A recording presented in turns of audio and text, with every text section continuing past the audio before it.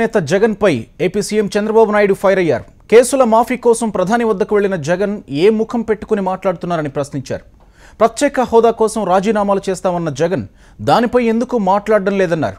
ప్రత్యేక హోదా పేరుతో బెయిల్ కోసం ఏపీని తాకట్టు పెట్టారని మండిపడ్డారు.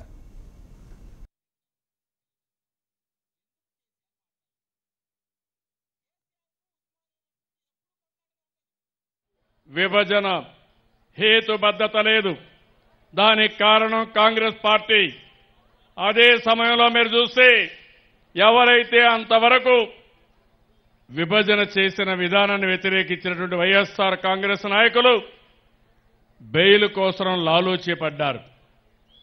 లాలూచీపడి ఇద్దరు కూడా కుట్రబన్ని ఆ రోజు మనకు మోసం చేసే పరిస్థితి వచ్చింది. చాలాసార్లు నేను చెప్పాను, అన్యాయం జరిగింది, మీటింగులు పెట్టి చెప్పాను, కుట్ర రాజకీయాలు జరిగాయి, దుర్మార్గం జరిగింది.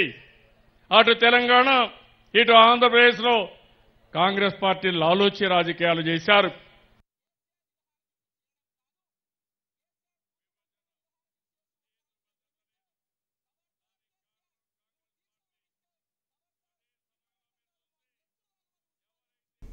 ఏపీకి ప్రత్యేక హోదా అంశంపై వైసీపీ